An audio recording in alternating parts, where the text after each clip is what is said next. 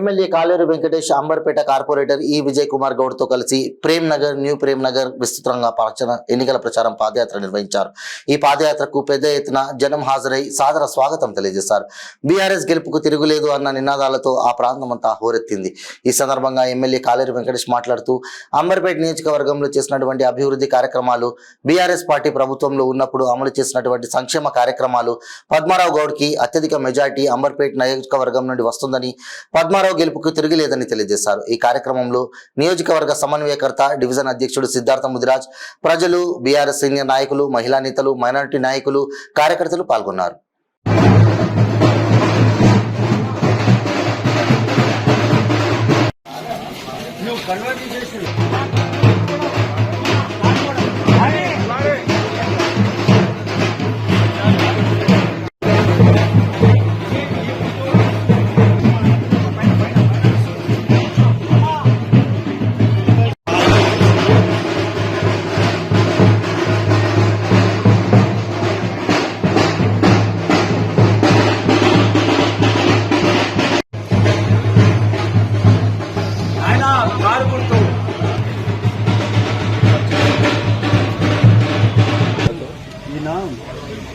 మీసేవాళ్ళు ఆయన ఓన్ మీసేవాళ్ళు ఇవాళ status enquiry చేస్తాం.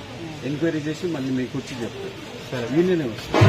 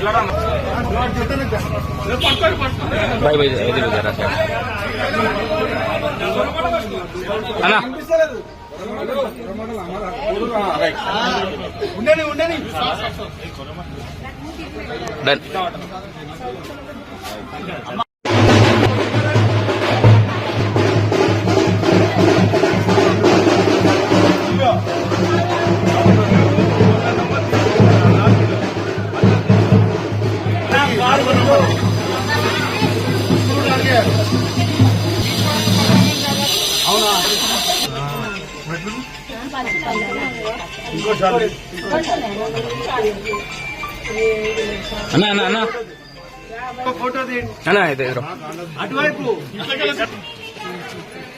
ఇంకే లాంగ్ తీసుకోవచ్చు.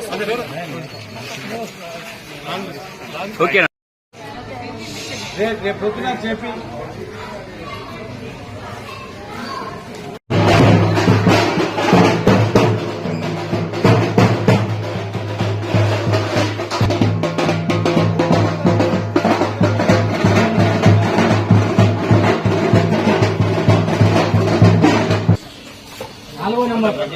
అందరి నమస్కారం.